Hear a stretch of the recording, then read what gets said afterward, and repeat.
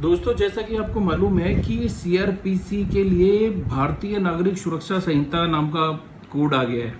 पर आपको मैं ये एक बात बता दूं, ये बिल्कुल भी अलग नहीं है। ये सीआरपीसी का नया वर्जन है, 2.0 कह सकते हैं इसको। अगर आपने सीआरपीसी पढ़ी है दोस्तों, तो ये समझ लेना कि सीआरपीसी की जरूरत आज भी है और हमेशा भी रहेगी, क्योंकि इसमें जो चेंजेस किए गए हैं, ये कोड मेरे हाथ में है, इसमें सिर्फ 86 चेंजेस किए गए हैं आपके सीआरपीसी में। सिर्फ नाम चेंज किया गया है, भारतीय नागरिक सुरक्षा संहिता, बीएनएसएस इसको कह सकते हैं आप, और बीएनएस कह सकते हैं भारतीय न्याय संहिता, तो मिलते जुलते नाम है। मगर आप ये समझ लें कि ये बिल्कुल भी सीआरपीसी से आपका जो पहले कोड चल रहा है वही कोड चलता रहेगा, वही प्रिविलेंट है, उसके जो एग्जिस्टिंग रूल्स हैं वही एप्लीकेबल होंगे। सिर्फ आपको ध्यान में ये रखना है कि कुछ एक चेंजेस इन्होंने किए हैं, 86 चेंजेस इन्होंने किए हैं। अगर मैं उन चेंजेस को दोस्तों अगर आपसे डिस्कस करूं तो आपको पता लगेगा कि ये बड़े माइनर से माइन्यूट से चेंजेस हैं। इससे आपके सीआरपीसी और आपके प्रोसीजर और आपके काम पर कोई भी फर्क नहीं पड़ने वाला। अगर आप लॉ से ताल्लुकात नहीं है आपका, आप लॉ की फील्ड में नहीं है दोस्तों, तो भी आप ये समझ लें कि एक बड़ा लोगों ने बड़ा हैवोक सा बना दिया कि भाई नया कोड आ गया, सब चेंजेस हो गया, पुराने कोड बदल दिया। ऐसा कुछ नहीं है दोस्तों। एक लॉ का प्रोसीजर है, पुलिस को जाना है, पुलिस को पकड़ना ही पकड़ना है। पर सिर्फ अब फर्क कितना आया है कि भाई पुलिस जाएगी, सर्च और सीजर का अगर मामला है तो उसमें वीडियोग्राफी करेगी। कुछ ऐसे चेंजेस हैं जिन चेंजेस से कोशिश की गई है कि कुछ सुधार लाया जाए एग्जिस्टिंग कोड में। पर मुझे जो लगता है जो एग्जिस्टिंग कोड है वो ऑलरेडी सफिशिएंट था। बट कुछ सुप्रीम कोर्ट की जजमेंट थी जो उस कोड को अफेक्ट करती थी, कुछ स्पेशल लॉज थे जो सीआरपीसी को अफेक्ट करते थे दोस्तों, तो उसको लेकर इसमें थोड़ी क्लैरिफिकेशन दे दी गई है, उन चीजों को ऐड कर दिया गया है इस भारतीय नागरिक सुरक्षा संहिता में। अब आपको पहली बात बताऊं तो पहले इसमें बेल की डेफिनेशन नहीं थी, बेल बॉन्ड की डेफिनेशन नहीं थी, बॉन्ड की डेफिनेशन नहीं थी दोस्तों, और ऑडियो वीडियो इलेक्ट्रॉनिक मीन्स इनकी डेफिनेशन नहीं थी, वो ऐड कर दी गई है। जैसे ऑडियो वीडियो इलेक्ट्रॉनिक मीन्स है, उसकी 21A में डेफिनेशन ऐड कर दी गई है। बेल की डेफिनेशन 21B में ऐड कर दी गई है। 21C में बॉन्ड की डेफिनेशन ऐड कर दी गई है, और 21E में इलेक्ट्रॉनिक कम्युनिकेशन की 21I में ऐड कर दी गई है दोस्तों। उसी तरह जो आपका विक्टिम है, विक्टिम की डेफिनेशन मैंने देखी है दोस्तों, कोई उसमें चेंज नहीं है। 21Y में उस डेफिनेशन को थोड़ा सा इलेबोरेट कर दिया गया है दोबारा से। दूसरा जो चेंजेस है दोस्तों, मैं चेंजेस की बात कर रहा हूं। अभी तक आपको ये पता लगा कि आपके जो चेंजेस हुए हैं सेक्शन 2 के अंदर, जो चेंजेस हुए हैं, ठीक है सेक्शन, बट हाँ, एक जो मुझे लगता है कि जो सबसे भारतीय नागरिक सुरक्षा संहिता जो कोड बनाया गया, इस कोड में जो सबसे बड़ी जो चेंजेस किए गए हैं वो ये है कि जो एग्जिस्टिंग सेक्शंस थे उनके नंबर चेंज कर दिए गए हैं दोस्तों। तो उसकी वजह से थोड़ी सी प्रॉब्लम होने वाली है, क्योंकि आपको जो चीज़ें अभी तक याद थी, जो समराइज की हुई थी आपने, वो आपको दोबारा से याद करनी पड़ेंगी कि ये एग्जिस्टिंग सेक्शन कौन से नंबर पर पहुंचा दिया गया है। तो इसकी शायद ज़रूरत नहीं थी, एक प्रोवाइजो ऐड करके, कुछ अमेंडमेंट करके उन नई चीज़ों को ऐड किया जा सकता था। पर जैसा बिल है उसी अनुसार हमें चलना पड़ेगा, जिस प्रकार का कानून आया है। तो एक बार दोबारा देख लेते हैं। Audio video electronic means 21A में, बेल की डेफिनेशन 21B में, बेल बॉन्ड की 21C में, बॉन्ड की 21E में, और इलेक्ट्रॉनिक कम्युनिकेशन की 21I में। और उसके बाद अगर हम देखें दोस्तों तो विक्टिम की डेफिनेशन 21Y में दे दी गई है। और उसके बाद जो इन्वेस्टिगेशन थी जो हमारी 2H में होती थी, अब वो 21L में इन्वेस्टिगेशन की डेफिनेशन है। सेम डेफिनेशन है कि इन्वेस्टिगेशन का पर्पस है for the collection of evidence, या तो पुलिस ऑफिसर द्वारा या कोई ऐसा व्यक्ति जो ऑथोराइज किया गया मजिस्ट्रेट द्वारा, उसके द्वारा कलेक्शन किया गया एविडेंस इन्वेस्टिगेशन के पर्पस है, दैट इज कॉल्ड इन्वेस्टिगेशन। अब यहाँ पर बात एक थोड़ी क्लैरिफिकेशन कर दी गई है कि अगर कहीं पर जो प्रोसीजर है इन्वेस्टिगेशन का प्रोसीजर किसी स्पेशल एक्ट में अगर डिफरेंट बताया गया है तो डिफरेंट प्रोसीजर ही एप्लीकेबल होगा, स्पेशल एक्ट का प्रोसीजर माना जाएगा। सीआरपीसी या बीएनएसएस का प्रोसीजर एप्लीकेबल नहीं होगा दोस्तों वहाँ पर। उसके बाद बात करते हैं कि जो पहले क्या होता था कि आपके judicial magistrate 3rd class, judicial magistrate 2nd class या मेट्रोपॉलिटन मजिस्ट्रेट होते थे। तो दोस्तों इस कोड के आने के बाद में अब मेट्रोपॉलिटन मजिस्ट्रेट नाम की पोस्ट नहीं रहेगी दोस्तों। अब सिर्फ कौन कौन सी पोस्ट रहेंगी दोस्तों? Judicial magistrate 2nd class, judicial magistrate 1st class, including chief judicial magistrate या एडिशनल चीफ जुडिशियल मजिस्ट्रेट, और जो सेशन जज की अगर बात करें तो असिस्टेंट सेशन जज की पोस्ट भी एबोलिश कर दी गई है दोस्तों। असिस्टेंट सेशन जज की पोस्ट एबॉलिश कर दी, मेट्रोपॉलिटन मजिस्ट्रेट सीएमएम ये पोस्ट एबॉलिश कर दी दोस्तों। मेट्रोपॉलिटन एरिया की जो डेफिनेशन थी जो 2K या सेक्शन 8 में हम देखते थे सीआरपीसी में, एग्जिस्टिंग सीआरपीसी में, वो भी दोस्तों एबॉलिश कर दी गई है। अब आपके पास जो नए जजेस हैं वो हाई कोर्ट के अलावा कौन कौन से होंगे। अब अगर आप देखें तो judicial magistrate first class, second class, chief judicial magistrate और एडिशनल चीफ जुडिशियल मजिस्ट्रेट, और सेशन कोर्ट के लेवल पर अगर देखें तो सेशन जज होगा और एडिशनल सेशन जज होगा। एडिशनल असिस्टेंट सेशन जज की पोस्ट एबॉलिश कर दी गई, वो खत्म हो गई। उसके बाद में दोस्तों सेक्शन 15 ऐड किया गया है इसमें भारतीय नागरिक सुरक्षा संहिता में। वहां पर स्टेट गवर्नमेंट को पावर दी गई है कि वो ऑथोराइज्ड है स्पेशल एग्जीक्यूटिव मजिस्ट्रेट अपॉइंट करने के लिए। तो स्पेशल एग्जीक्यूटिव मजिस्ट्रेट तो पहले भी अपॉइंट होता था, मगर यहाँ पर अब शर्त ये है कि कोई भी जो सुप्रिटेंडेंट ऑफ पुलिस के लेवल का है, सुप्रिटेंडेंट ऑफ पुलिस के लेवल का व्यक्ति, उसको स्पेशल एग्जीक्यूटिव मजिस्ट्रेट अपॉइंट किया जा सकता है सेक्शन 15 में स्टेट गवर्नमेंट के द्वारा। ये भी बात क्लियर हो गई। उसके बाद में दोस्तों एक प्रोवाइजो ऐड किया गया सेक्शन 18 के सबसेक्शन 1 में भारतीय नागरिक सुरक्षा संहिता में, जो ये कहता है कि जो सेंट्रल गवर्नमेंट है वो पब्लिक प्रोसिक्यूटर और additional public prosecutor Delhi high court के लिए अपॉइंट कर सकती है दोस्तों। तो सेक्शन 18 सबसेक्शन 1 उसका अगर प्रोवाइजो अब हम देखेंगे BNSS में, तो उसमें सेंट्रल गवर्नमेंट को पावर दे दी कि अगर आपको पब्लिक प्रोसिक्यूटर या एडिशनल पब्लिक प्रोसिक्यूटर अपॉइंट करना है, ये दोस्तों सिर्फ इसलिए है कि अगर आपके कमी हो जाए, अगर आपके पब्लिक प्रोसिक्यूटर्स की कमी हो जाए दिल्ली हाई कोर्ट के लिए, तो दोस्त आप अपॉइंट कर सके, ठीक है।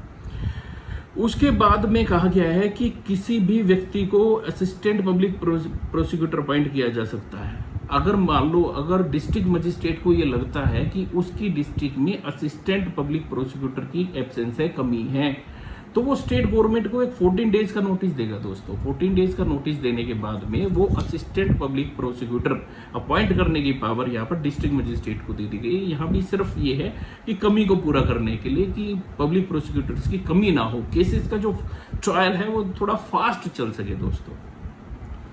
उसके बाद हम नेक्स्ट चेंजेस देखते हैं दोस्तों। अब मैं चेंजेस नंबर 8 पर आ चुका हूँ। चेंजेस नंबर 8 क्या कहता है कि एक डिस्ट्रिक्ट लेवल पर डायरेक्टोरेट ऑफ प्रोसिक्यूशन बनाया जाएगा दोस्तों। पहले भी डायरेक्टोरेट ऑफ प्रोसिक्यूशन था सेक्शन 20 के अंदर, बट ये वाला जो डायरेक्टोरेट ऑफ प्रोसिक्यूशन है इसके बारे में समझिए, सेक्शन 20 में दिया गया है। दूसरी बात, एक डायरेक्टोरेट ऑफ प्रोसिक्यूशन जो बनाया जाएगा वो डिस्ट्रिक्ट लेवल पर बनाया जाएगा, और जो डिस्ट्रिक्ट लेवल पर डायरेक्टोरेट ऑफ प्रोसिक्यूशन बनाया जाएगा दोस्तों, उसका हेड होगा डायरेक्टर ऑफ प्रोसिक्यूशन, और जो डायरेक्टर ऑफ प्रोसिक्यूशन होगा वो स्टेट के होम डिपार्टमेंट के एडमिनिस्ट्रेटिव कंट्रोल के अंदर रहकर काम करेगा। तो डिस्ट्रिक्ट लेवल पर आ गया डायरेक्टोरेट ऑफ प्रोसिक्यूशन, उसका हेड होगा डायरेक्टर ऑफ प्रोसिक्यूशन, और वो कंट्रोल में किसके काम करेगा, एडमिनिस्ट्रेटिव कंट्रोल किसका होगा, स्टेट के होम गवर्नमेंट का दोस्तों।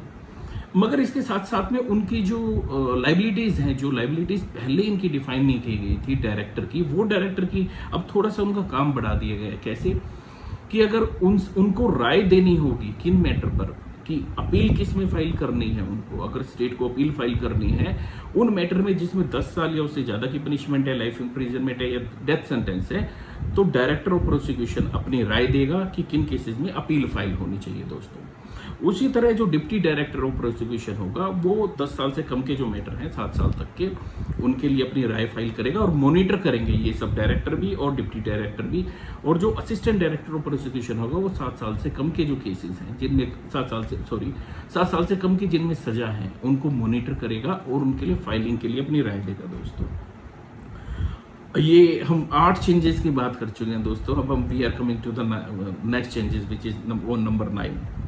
अब नंबर 9 में क्या कह रहा है दोस्तों, सेक्शन 23 में थोड़ा सा सेक्शन 23 ऐड किया गया। 23 में पहले क्या था कि जो जुडिशियल मजिस्ट्रेट फर्स्ट क्लास था उसकी फाइन देने की पावर थी 10,000, अब उसको एक्सटेंड कर दिया गया, उसकी लिमिट हो गई है 50,000। और जो सेकंड क्लास मजिस्ट्रेट है जिनकी 5,000 की लिमिट होती थी उस लिमिट को एक्सटेंड कर दिया गया 10,000 तक। यही चेंज किया गया दोस्तों। और इसके अलावा भी ये जो मजिस्ट्रेट हैं अब ये कम्युनिटी सर्विस का ऑर्डर कर सकते हैं। कम्युनिटी सर्विस का मतलब ये है कि ऐसा काम जिससे कम्युनिटी को फायदा पहुंचे, बट इसके लिए कोई भी रेमुनरेशन एक्यूज्ड को नहीं दी जाएगी। मतलब एक्यूज्ड को कम्युनिटी सर्विस का ऑर्डर किया जा सकता है। इसके लिए ये है कि थोड़ा सा रिहेबिलिटेशन की पर्पज से और थोड़ा सा रिफॉर्मेटिव अप्रोच के पर्पज से ये सेक्शन 23 ऐड किया गया है।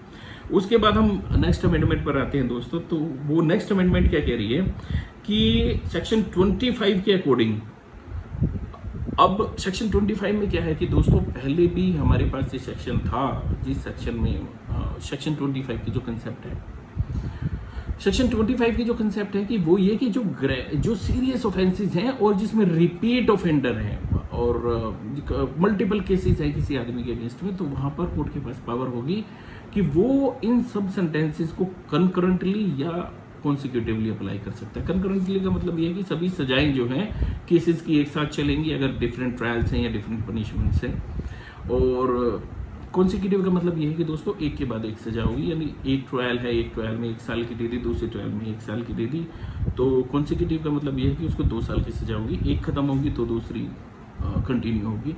और कंकरेंट का मतलब ये है कि दोनों से जो सजाएं हैं, दोनों सजाएं एक साथ चलेंगी, यानी 1 साल में उसके दोनों केसेस की 2 साल की सजाएं खत्म हो जाएंगी। नेक्स्ट अमेंडमेंट जो है दोस्तों, वो सेक्शन 35 के में सेक्शन 35 इनेक्ट किया गया है। सेक्शन 35 में सब सेक्शन 7 ऐड किया गया है दोस्तों। इस सब सेक्शन 7 के अकॉर्डिंग अब दोस्तों यहाँ थोड़ा सा यहाँ पर मामला इंटरेस्टिंग हो गया। जो हमारे एज्ड हैं या इनफर्म लोग हैं, जैसे हमारे बुजुर्ग हैं, अब आपको शायद बहुत अच्छा लगेगा सुनकर कि 3 साल तक के जो अपराध है और जो हमारे बुजुर्ग होते थे, एक एग्जाम्पल अगर आपको देकर बताऊं, 498 के डाउरी डिमांड की जो ऑफेंसेस थे, उसमें पहले क्या होता था कि माँ बाप का नाम लिखवा दिया, वो बेचारे 60 साल, ऑब्वियस कई बहुत ऐसे हैं जो 60 साल से ऊपर के होते थे, एज है, इनफर्म है, और पुलिस उनको उठा कर ले जाती थी दोस्तों। पुलिस उनको अरेस्ट कर लेती थी, ऑल्दो उनका कोई गलती नहीं होती थी, कोई कसूर नहीं होता था। तो इस सेक्शन से उनको थोड़ा सा रिलीफ मिलने वाला है कि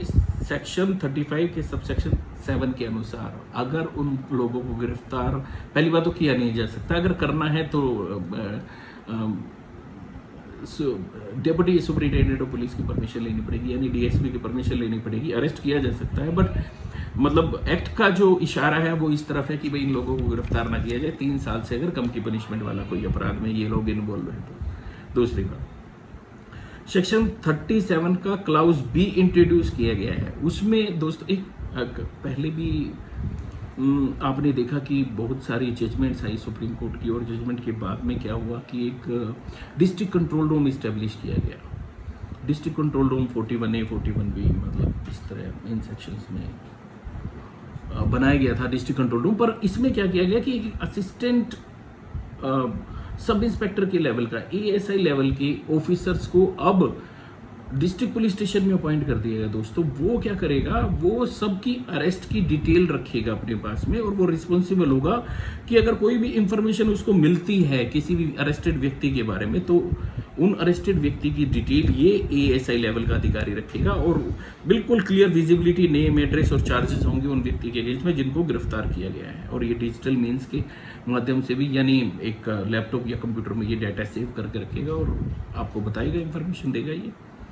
उसके बाद दोस्तों देखिए सेक्शन, अब हम अमेंडमेंट की बात करें 13 की अगर बात करें, तो पहले क्या था कि भाई प्राइवेट व्यक्ति को भी अरेस्ट की पावर थी दोस्तों। अभी भी अरेस्ट की पावर है प्राइवेट व्यक्ति को कि जिसकी प्रेजेंस में कोई कोग्निजेबल ऑफेंस हुआ है, तो वो व्यक्ति, प्राइवेट व्यक्ति भी, आप भी, मैं भी, कोई भी व्यक्ति गिरफ्तार कर सकता है दोस्तों। तो सेक्शन 40 ये बता रहा है कि आपने अरेस्ट तो कर लिया, मगर अब आपको 6 घंटे के अंदर अंदर ऐसे व्यक्ति को पुलिस स्टेशन में पुलिस अधिकारी के सामने लाना पड़ेगा, उनको उसके हवाले करना पड़ेगा। और अगर पुलिस ऑफिसर को लगता है कि हाँ इसने कोग्निजेबल ऑफेंस किया है, तो उसको दोबारा गिरफ्तार कर लेगा, दोबारा अरेस्ट कर लेगा। तो यहाँ पर जो लिमिटेशन है वो उसकी 6 घंटे दे दी गई है। 6 घंटे के अंदर आपको उसको या तो पुलिस ऑफिसर को देना है या नजदीक के पुलिस स्टेशन में उस व्यक्ति को ले जाना है जिसको आपने अरेस्ट किया है विदाउट वारंट, आपकी प्रेजेंस में हुआ था वो अपराध। नेक्स्ट अमेंडमेंट देखते हैं दोस्तों 40 नंबर की। इसमें क्या है कि अभी तक क्या था दोस्तों, हैंडकफ के अगेंस्ट में था सुप्रीम कोर्ट भी और हमारी लोकल कोर्ट्स भी। और वहां पर क्या होता था कि अगर किसी को हैंडकफ करके लाया भी जाता था तो उसको हैंडकफ से रिलीज करके कोर्ट में प्रोड्यूस किया जाता था, कोर्ट के सामने, मजिस्ट्रेट के सामने या जज के सामने या कहीं भी, वटेवर।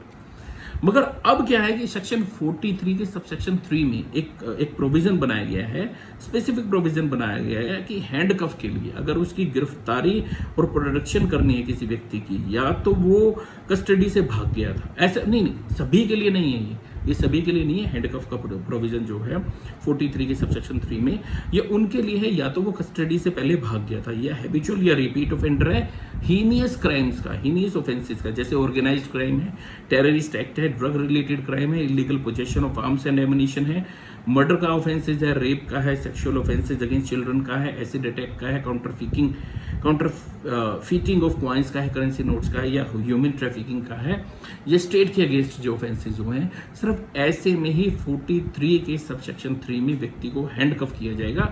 इनके अलावा किसी ऑफेंसेज में व्यक्ति को हैंडकफ नहीं किया जाएगा कोर्ट के सामने जब इसको प्रोड्यूस किया जाएगा। नेक्स्ट अमेंडमेंट की बात करते हैं दोस्तों।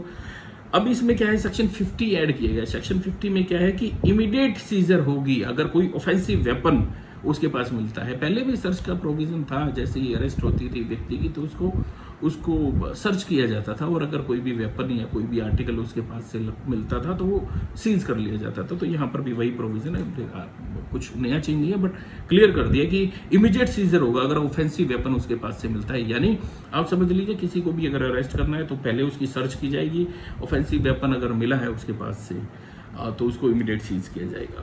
अब 16 की बात करते हैं, अमेंडमेंट 16 दोस्तों। तो लग रहा होगा कि आपको कुछ नया नहीं है इसमें, मतलब एक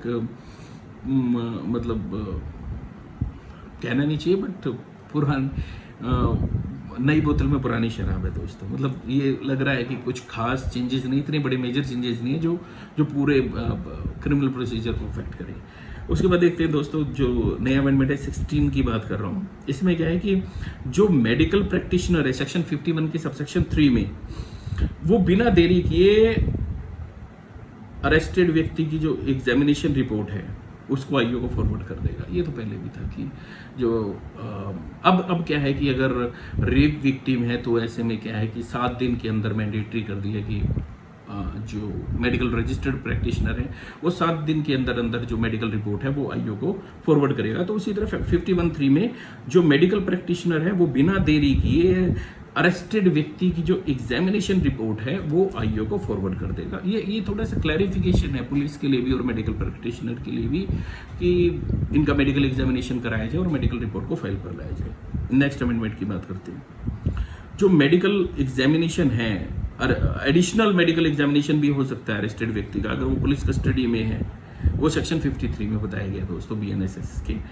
उसके बाद देखते हैं दोस्तों सेक्शन 18 अमेंडमेंट 18 की बात कर रहे हैं। जो सेक्शन 63 है उसने इंट्रोड्यूस किया टेक्नोलॉजी को, ताकि अगर समन्स को इशू और समन्स की सर्विस, पहले क्या होता था दोस्तों कि समन्स की सर्विस की जाती थी, अगर नहीं मिल रहा है तो आपको पता है कि समन्स का फॉर्म ड्यूरेशन होता था, जाता था वहाँ पर अफिक्स करता था, अगर नहीं मिल रहा है तो फैमिली मेम्बर को भी। हाँ, एक और चेंजेस इसमें जो किया गया है वो ये है कि जो फैमिली मेम्बर है, फैमिली मेम्बर के लिए सेक्शन 66 में जेंडर न्यूट्रल कर दिया कि जो अगर फीमेल भी अगर घर पर मिलती है तो फीमेल को भी समन्स की सर्विस कराई जा सकती है। बट अभी 63 की बात करें, 63 में क्या कि टेक्नोलॉजी का यूज किया जाएगा समन्स की सर्विस और समन्स को इशू करने में। अब इलेक्ट्रॉनिक फॉर्म में समन इशू किए जा सकते हैं, जो कोर्ट उसको ऑथेंटिकेट करेगा कोर्ट की सील और इमेज से। जो सील की इमेज है, मतलब कि एक आप ये समझ लीजिए कि ऑनलाइन एक फॉर्म जनरेट होगा समन्स के लिए और उस पर कोर्ट की सील लगी हुई होगी और उसको कोर्ट ऑथेंटिकेट करेगा या डिजिटल सिग्नेचर करेगा। उसके बाद में इस समन्स की सर्विस का इलेक्ट्रॉनिक मीन्स से इसकी समन्स की सर्विस कराई जाएगी। और इसकी समन्स की प्रोसेस को इफेक्टिव, ट्रांसपेरेंट और अकाउंटेबल बनाने के लिए सेक्शन 64 ऐड किया गया है कि एक पुलिस स्टेशन में एक रजिस्टर मेंटेन किया जाएगा और कोर्ट में एक रजिस्टर मेंटेन किया जाएगा और उस रजिस्टर में ईमेल एड्रेसेस और फ़ोन नंबर और सब पता रखा जाएगा उस व्यक्ति का जिसको समन किया गया। यानी पुलिस स्टेशन के लेवल पर और एक कोर्ट के लेवल पर एक रजिस्टर को मेंटेन किया जाएगा जिसमें जिस व्यक्ति को समन किया गया है। अभी भी दोस्तों अगर आप ई फाइलिंग अगर करते हैं, ई फाइलिंग में आपको you have to fill all the details of the summon person और the party whom you are representing, you know. So there is certain form you have to fill the name of the party, then telephone number, then email, then a complete address of your party, and later on you can file any kind of application before the court. So this is the kind of procedure we already have. तो दोस्तों उसके बाद में मैंने बताया, जैसे बता रहा था, अब मैं अमेंडमेंट नंबर 19 की बात कर चुका हूँ। शायद ये लगभग 20 मिनट का वीडियो बन चुका है दोस्तों। अगर आप पूरा इसको 30 मिनट देखेंगे तो शायद सारी अमेंडमेंट आपकी कवर हो जाएंगी।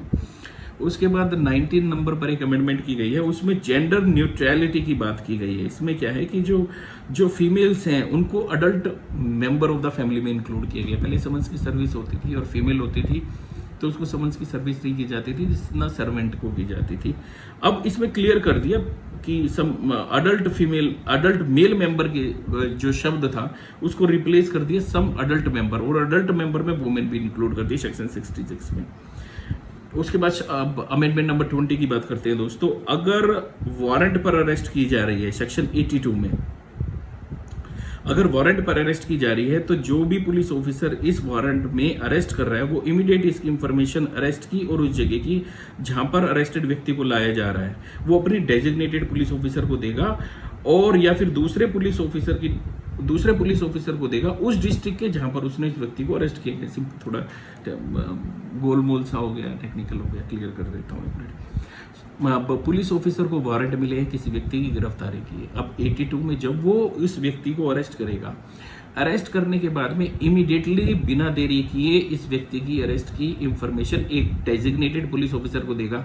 अब ये डेजिग्नेटेड पुलिस ऑफिसर कौन है दोस्तों? ये डेजिग्नेटेड पुलिस ऑफिसर वही है जिसको सेक्शन 37B में रखा गया, यानी वो असिस्टेंट सब इंस्पेक्टर के लेवल का व्यक्ति है जिसके पास रिकॉर्ड है हर व्यक्ति के चार्जेस का, अरेस्ट का, एड्रेसेस का। तो ये उसको डेजिग्नेटेड पुलिस ऑफिसर को 37B में 82 में अरेस्ट करने के बाद में उस व्यक्ति को इन्फॉर्म करेगा, उस डेजिग्नेटेड पुलिस ऑफिसर को इन्फॉर्म करेगा कि मैंने किसी व्यक्ति को अरेस्ट किया है वारंट के द्वारा।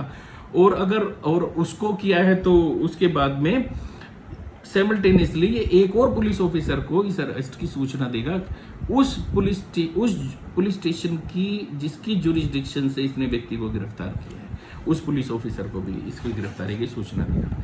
नेक्स्ट अमेंडमेंट की बात करते हैं दोस्तों कि पहले क्या होता था कि ये थोड़ा सा इंटरेस्टिंग है दोस्तों। यहाँ पर आपको अगर याद होगा तो पहले CRPC की अगर बात करें तो पहले 2 शब्द हम यूज करते थे, प्रोक्लेम्ड पर्सन और प्रोक्लेम्ड ऑफेंडर। तो प्रोक्लेम्ड पर्सन वो होते थे जिसने सीरियस ऑफेंसेस नहीं किए गए हैं, उसको कोर्ट 82 में प्रोक्लेम्ड पर्सन डिक्लेयर करती थी, और जिसने सीरियस ऑफेंसेस किए हैं दोस्तों उसको प्रोक्लेम्ड ऑफेंडर डिक्लेयर करती थी। अब यहाँ पर क्या है कि प्रोक्लेम्ड ऑफेंडर सिर्फ पहले थोड़े से ही सेक्शंस में होता था, जैसे हीनियस ऑफेंसेस है, रेप विक्टिम, ये रेप हो गया या ट्रैफिकिंग हो गया, ये कवर्ड नहीं थे। इस तरह के अपराध किए गए व्यक्ति को प्रोक्लेम्ड ऑफेंडर डिक्लेयर नहीं किया जाता था, वो तब भी प्रोक्लेम्ड पर्सन ही रहता था। अब यहाँ पर क्या है, सेक्शन 84 के सबसेक्शन 4 में जो प्रोक्लेम्ड ऑफेंडर है वो डिक्लेयर किया जा सकता है अगर उसने कोई ऐसा अपराध किया है जिसमें 10 साल या उससे ज्यादा की सजा है, लाइफ इम्प्रिजनमेंट है या फिर डेथ की सजा है। अब यहाँ पर एक और दोस्तों बड़ी इंटरेस्टिंग सी बात है। पहले क्या है कि लाइफ इम्प्रिजनमेंट को लेकर बड़ी कंफ्यूजन थी कि लाइफ इम्प्रिजनमेंट 14 साल की है, 20 साल की है या जिंदगी भर की है, ये नहीं पता होता था। तो यहाँ पर भारतीय नागरिक सुरक्षा संहिता में ये थोड़ी सी और क्लैरिफिकेशन कर दी गई है कि जो लाइफ इम्प्रिजनमेंट है वो 20 साल की होगी, ठीक है। और अगर कहीं पर लिखा है जहां पर अनलेस अदरवाइज प्रोवाइडेड है, यानी अनलेस अदरवाइज प्रोवाइडेड का मतलब ये है कि कहीं पर अगर यहाँ पर क्लियर कर दिया गया है कि जो लाइफ इम्प्रिजनमेंट है वो the reminder of person's natural life अगर लिखा हुआ है तो इसका मतलब ये है कि वो सारी जिंदगी के लिए गया दोस्तों। वहां पर लाइफ इम्प्रिजनमेंट का मतलब होगा कि मरते दम तक वो जेल में ही रहेगा, अदरवाइज लाइफ इम्प्रिजनमेंट का जो मतलब है वो 20 साल ही माना जाएगा, ठीक। अभी हाँ, ये आपको मैं बता रहा था 21वीं अमेंडमेंट प्रोक्लेम्ड ऑफेंडर वाली की सेक्शन 84 के सबसेक्शन 4 में जो जिसमें 10 साल की सजा, लाइफ इम्प्रिजनमेंट या डेथ सेंटेंस है, उसमें व्यक्ति को प्रोक्लेम्ड ऑफेंडर डिक्लेयर किया जा सकता है। पहले सीरियस ऑफेंसेस जैसे रेप है या ट्रैफिकिंग है, उन वाले ऑफेंसेस के लिए भी प्रोक्लेम्ड ऑफेंडर डिक्लेयर नहीं किया जाता था, ओके। अब नेक्स्ट अमेंडमेंट की बात करें तो दोस्तों इसमें सेक्शन 86 ऐड किया गया है, और 86 में जो सुपरिटेंडेंट ऑफ पुलिस के रैंक का व्यक्ति है, अब इस रैंक से कम का व्यक्ति ये काम नहीं कर सकता। कौन सा काम? कि सुपरिटेंडेंट ऑफ पुलिस रैंक का व्यक्ति सेक्शन 86 में कोर्ट के पास एक रिटर्न रिक्वेस्ट लगा सकता है कि उसको कोर्ट की असिस्टेंस चाहिए या कोर्ट की उसको परमिशन चाहिए किस काम के लिए, या कोर्ट से वो कुछ असिस्टेंस सीख कर रहा है, सुपरिटेंडेंट ऑफ पुलिस का व्यक्ति 80 सेक्शन 86 में, ध्यान रखना पहले ऐसा नहीं था। अब अगर उसको किसी कॉन्ट्रैक्टिंग स्टेट में जो इंडिया से बाहर है, अगर इंडिया से बाहर की कोई कॉन्ट्रैक्टिंग स्टेट है जिसके साथ में हमारे देश का और उस देश का एग्रीमेंट है कि हम अपने एक्यूज्ड को सरेंडर करेंगे या हम अपने समन्स की सर्विसेज को फॉलो करेंगे, और आप अगर भेजेंगे तो हमारे कोर्ट उसको समन को सर्विस कराएंगे, और अगर हम आपके यहाँ समन को भेजते हैं तो आप अपनी कोर्ट के द्वारा समन की सर्विस कराओगे। तो ये कॉन्ट्रैक्टिंग स्टेट है, मगर ये इंडिया से बाहर है सपोज। और ठीक है, और पहले क्या था कि जो जम्मू कश्मीर थी वो भी कॉन्ट्रैक्टिंग स्टेट में आता था, बट अब तो आपको पता है आर्टिकल 370 एबॉलिश कर दिया है, तो ये कॉन्ट्रैक्टिंग स्टेट नहीं है।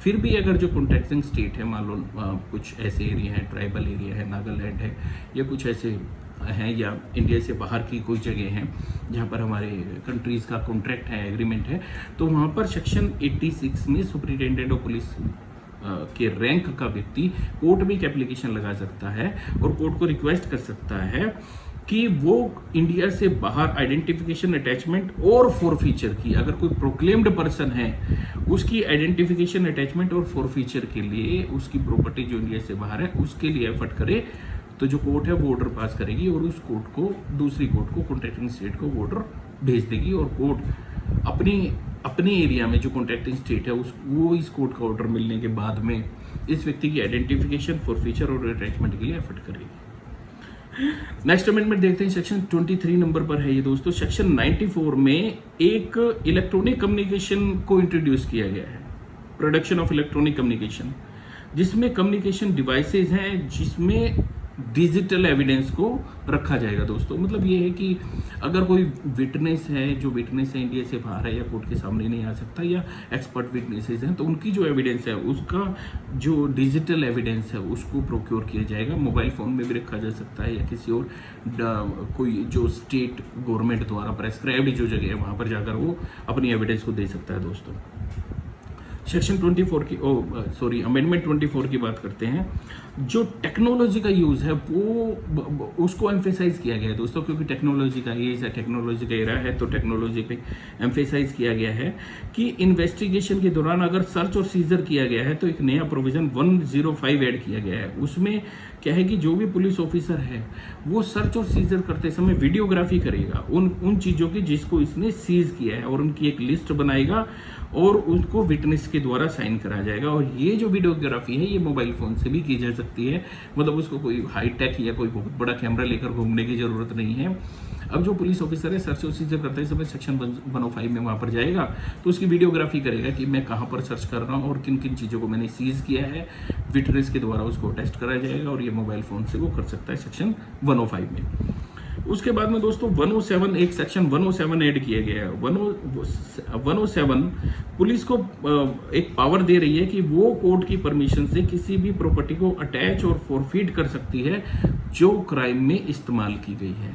यानी जो क्राइम के दौरान किसी भी चीज़ का इस्तेमाल किया गया है, सपोज किसी गाड़ी का इस्तेमाल किया गया है या फिर किसी पैसे का इस्तेमाल किया गया है, तो पुलिस के पास पावर होगी कि वो कोर्ट की परमिशन से इसको अटैच और फॉरफीट कर सकती है जो क्राइम में इस्तेमाल हुई है या क्राइम की प्रोसीड है जो क्राइम के दौरान प्राप्त की गई है।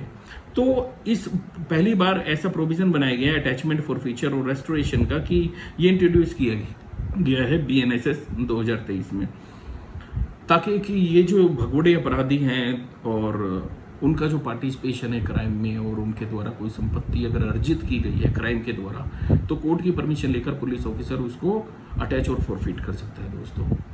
उसके बाद दोस्तों एक बड़ा इंटरेस्टिंग कह सकते हैं कि जो आपका मेंटेनेंस था वाइफ और चिल्ड्रन और पेरेंट्स का चैप्टर 10 में, उसमें एक इंपॉर्टेंट चेंज किया गया है। उसमें सेक्शन 145 बनाया गया, पहले 125 था, अभी हम बात कर रहे हैं 145 की।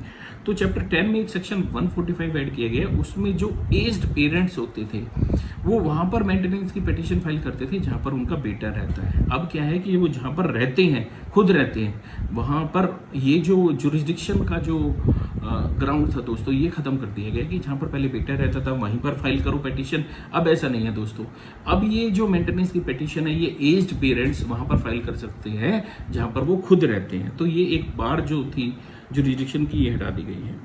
उसके बाद दोस्तों जो पहले क्या होता था, हमारे सेक्शन 162 में डिस्ट्रिक्ट मजिस्ट्रेट या सब डिविजनल मजिस्ट्रेट या एग्जीक्यूटिव मजिस्ट्रेट की बात आती थी कि पब्लिक न्यूसेंस को हटाने में, वहां पर सेक्शन 162 में एक नया पोजीशन और ऐड कर दी गई है, वो है डिप्टी कमिश्नर। अब जो डिप्टी कमिश्नर है उसके पास भी पावर होगी कि वो धारा 144 में या 144 में न्यूसेंस को रिमूव कर सके। अगर किसी भी तरह का पब्लिक न्यूसेंस है तो वहां पर वो ऑर्डर पास कर सकता है, न्यूसेंस को रिमूव कर सकता है, जैसे आपके district magistrate, sub divisional magistrate या एग्जीक्यूटिव मजिस्ट्रेट करते हैं दोस्तों। तो दोस्तों लगभग ये 30 मिनट का वीडियो बन चुका है, आप एक बार इस वीडियो को सुने, और अगर आपको लगता है कि हाँ पढ़ने में थोड़ा आसान हो गया, और लगभग ऑलमोस्ट मैं 27 अमेंडमेंट इसमें डिस्कस कर चुका हूँ, यानी हम 3 ये वीडियो बनाएंगे, 1.5 घंटे में आपको सारी अमेंडमेंट क्लियर हो जाएंगी कि जो भारतीय नागरिक सुरक्षा संहिता है इसमें कुछ भी नया नहीं है।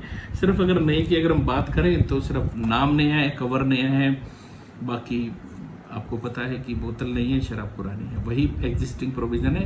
ये कुछ टिप्स हैं जो आपको याद रखने हैं, तो ज़्यादा मेहनत करने की जरूरत नहीं है, ना घबराने की जरूरत है। थैंक यू दोस्तों, अप्रिशिएट।